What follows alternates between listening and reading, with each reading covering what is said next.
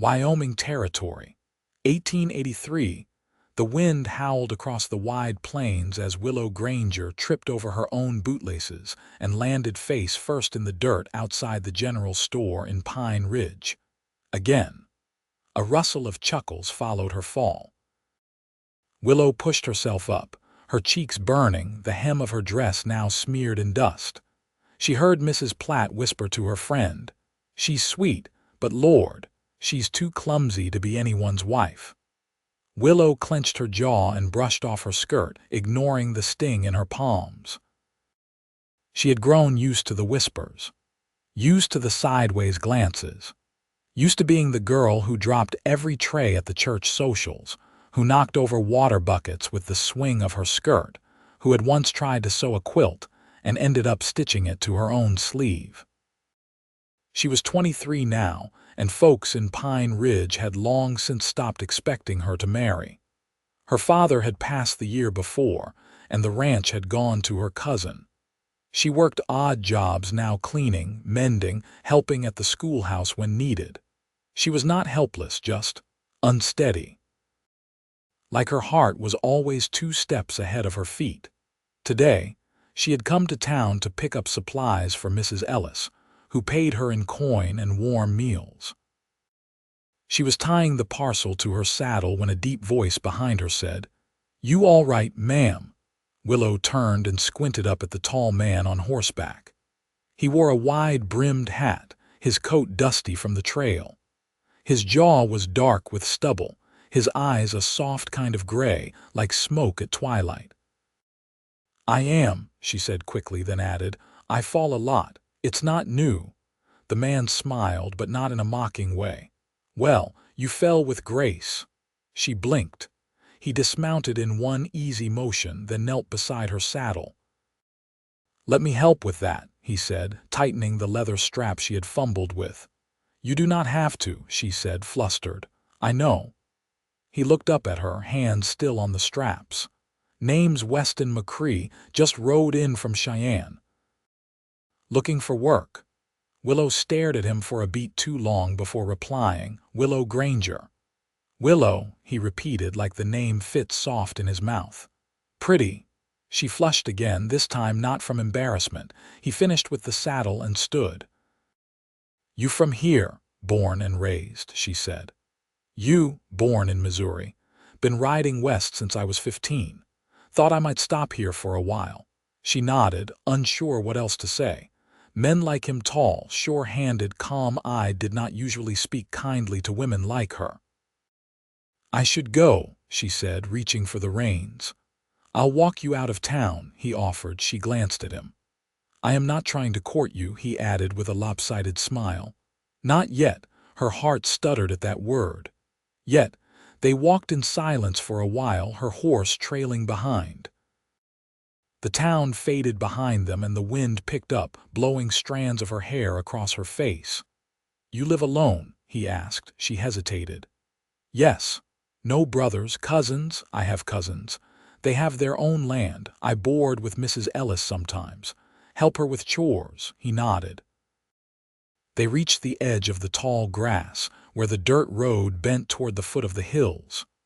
"Willow," he said, stopping beside her, "I do not mean to be forward, but I saw you fall and I saw you get up.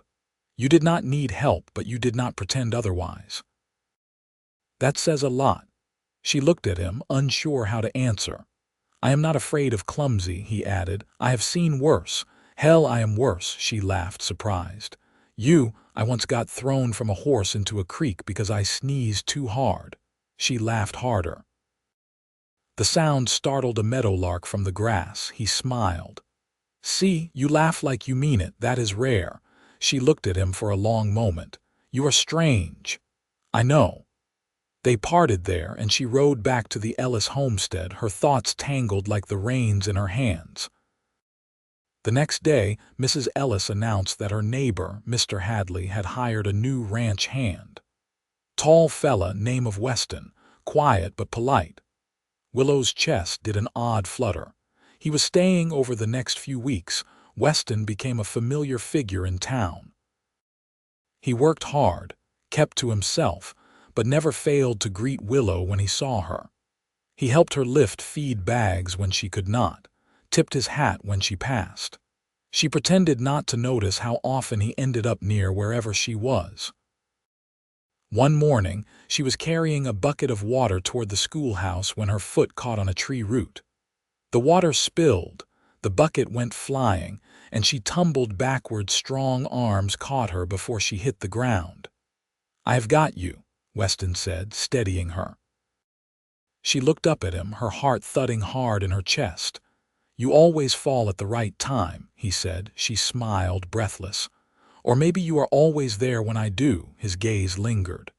"Maybe I like being there." Weeks passed, then a month, then another. They went on quiet walks after chores. She learned he had lost his parents young. He had taken care of his little sister until she married and moved east. He had no one left now. He had drifted for years, never staying long in one place. "I never thought I would stop," he said one night as they sat on a slope overlooking the valley. "But this land, this town, it feels like something worth staying for." Willow looked down at her hands. "I am not like the other women. I cannot sew straight. I knock things over. I forget names.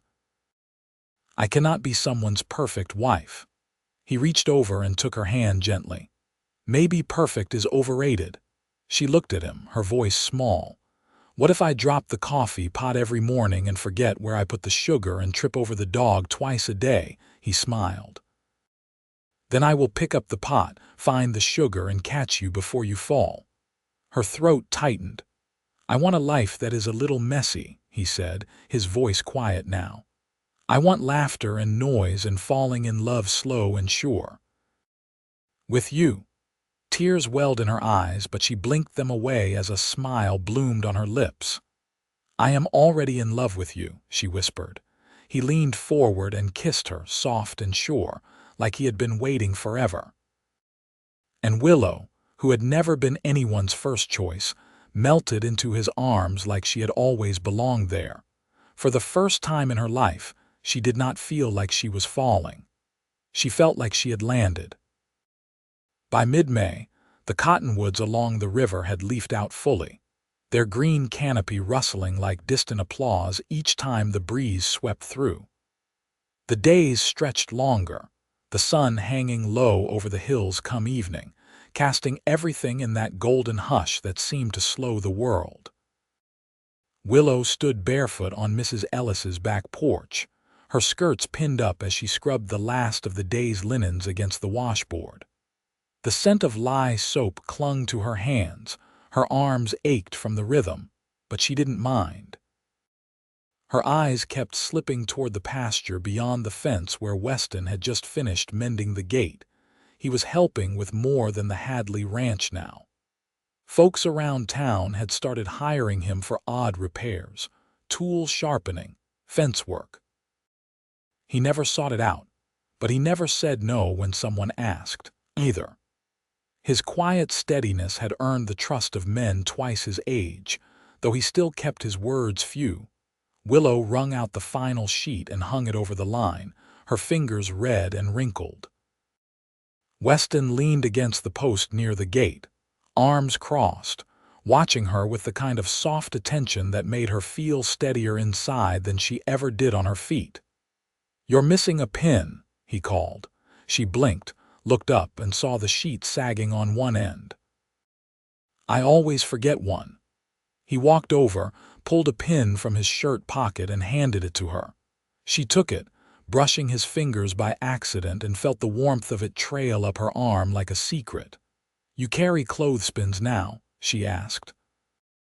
"Only started this morning." She laughed quietly and secured the sheet with the pin he gave her. Mrs. Ellis came out with a basket of string beans and gave Weston a look that said she wasn't fooled by his sudden fondness for laundry fences. "I hope you're staying for supper, Mr. McCree," she said. "We've got salt pork and greens enough for 3. "If you're sure," he replied, respectful as always. Willow stole a glance at him, then at the porch table already set for 3. Supper passed with talk of fences and weather patterns. Weston had a way of listening that made even the smallest things sound like they mattered. When Mrs. Ellis excused herself to prepare the biscuits for the morning market, Willow and Weston lingered at the table with mugs of chicory coffee cooling between them. He set his down and said, "I saw a child in town today with a wooden bird tied to a string. He was dragging it along behind him like it could fly." Willow tilted her head. "Did it?" "Not even a little." She smiled, puzzled. "Why mention it?" "Because he believed it could. And he ran like it would take off if he went fast enough." She watched him, unsure where he was going. "I reckon most people give up on things too soon." He looked at her then, steady, like he meant every word. "But I don't mind chasing something that's got a mind of its own, even if it trips over every rock." Willow's breath caught. Her voice came quieter than she meant. "You think I'm something to chase? I think you're worth catching." She looked down at her hands. They were still stained faintly from the blackberry jam she had helped Mrs. Ellis jar that morning, the juice stubborn under her nails. She folded them in her lap. "People are kind to me, but they don't stay," she said. "They help, then they go on." "I ain't going on," he said, not forceful, just certain. She looked up. "Why not?" "Because when I'm here, I sleep better. I wake up wanting to work. I look forward to dinner. Nobody's ever made me feel like I belonged in a place before." His voice lowered. "You do."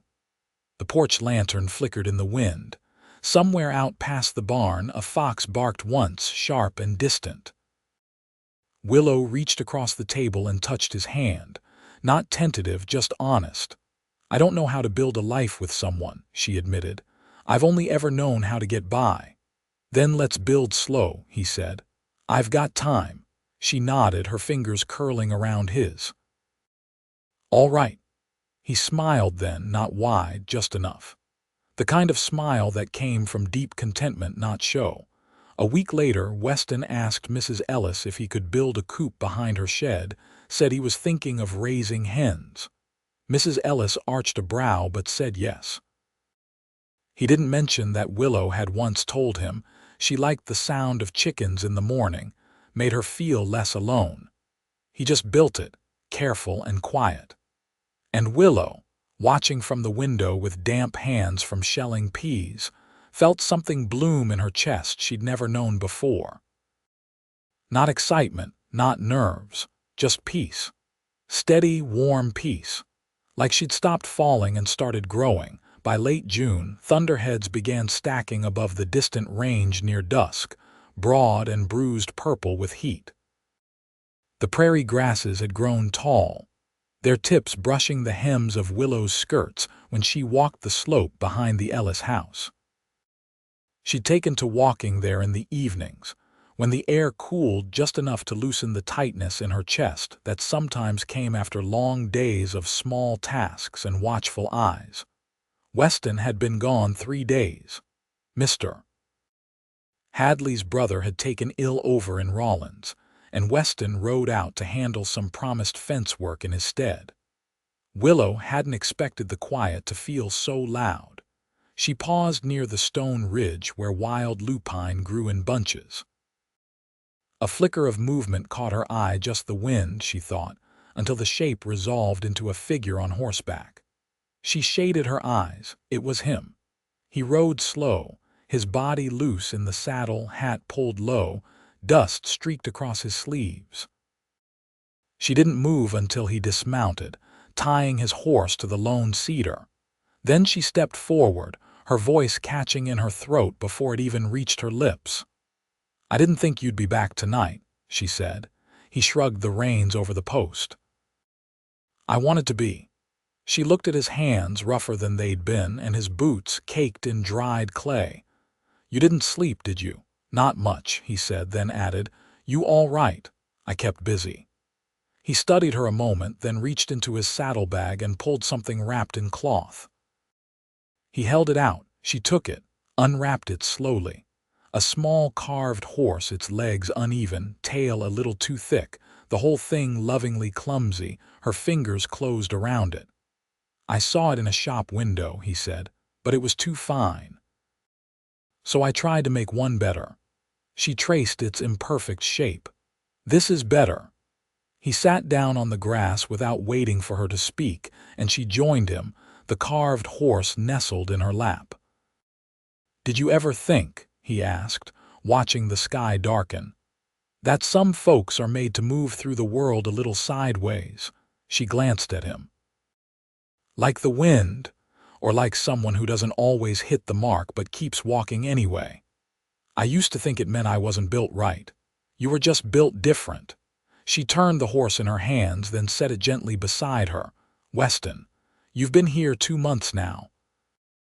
That's longer than you stayed anywhere, isn't it?" He picked at a blade of grass. "It is.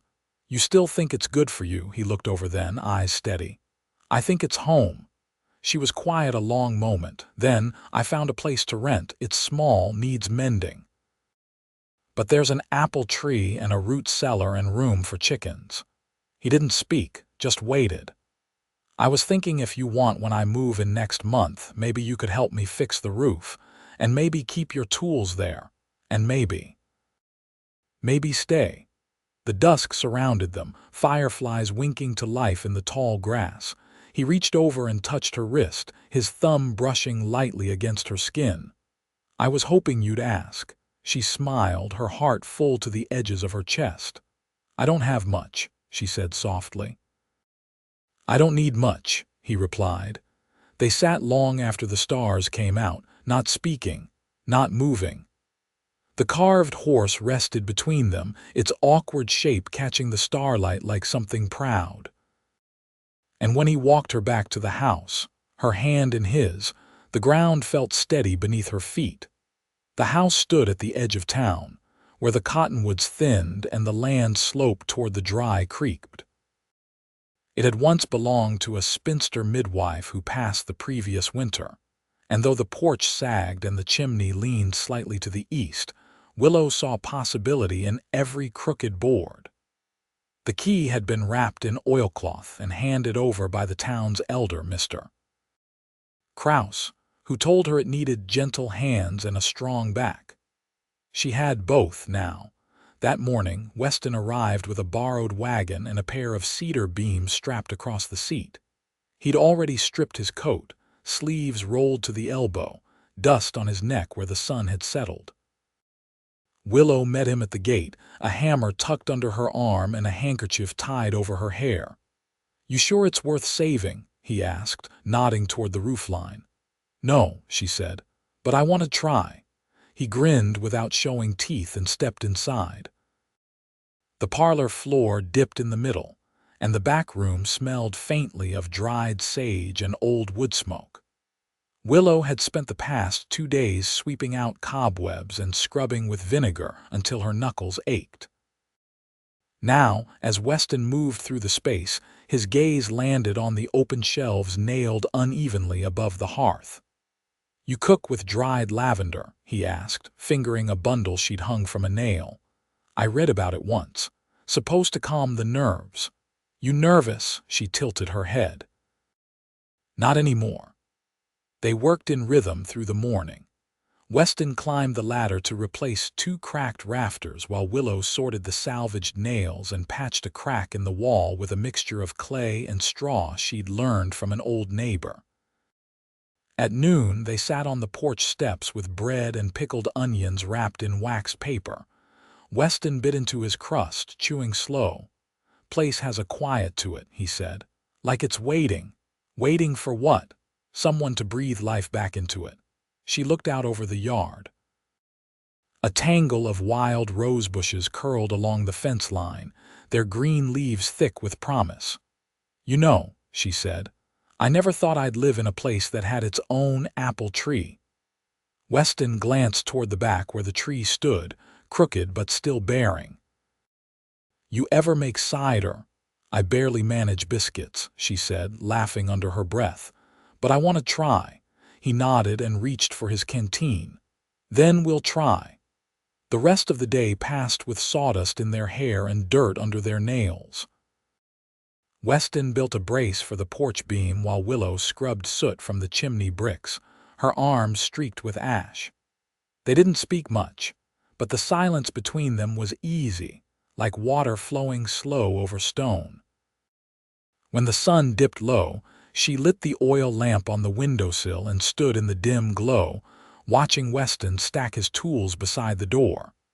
"You're not riding back tonight?" she asked. He shook his head. "Told Mrs. Ellis I'd be gone till morning. Figured I'd sleep out here, guard the place." She leaned against the doorframe, arms folded across her chest. "You think someone's coming to steal a broken chair and a jar of carrots? Not if I'm here." She reached behind her, pulled a folded quilt from the bench. "There's a bedroll in the pantry. You can take the floor." He took the quilt, looked down at her. "You sure?" She nodded. "I'd rather you here than riding back in the dark." He hesitated, then said, "You ever think you'd have a place of your own?"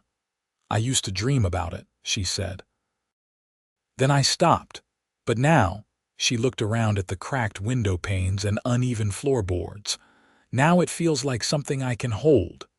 Weston stepped closer, the quilt under one arm. "You're building something, Willow, not just walls." Her voice dropped.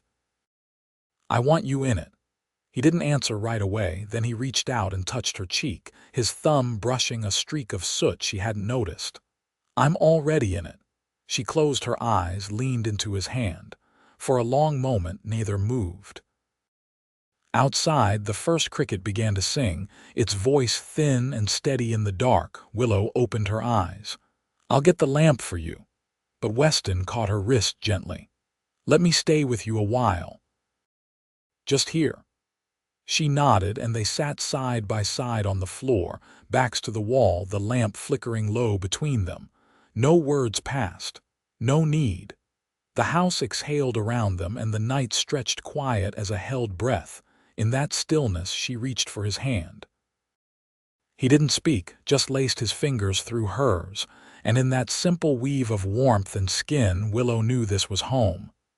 Built slow, earned honest, and steady beneath her feet, by the end of August the house had changed. The porch no longer leaned. The roof held firm through 2 hard rains, and the wild rose bushes had been trimmed back to reveal a narrow path of flat stones leading from the gate to the door. Inside, the walls bore faint traces of whitewash, and 2 wooden chairs sat opposite one another near the hearth, worn but solid.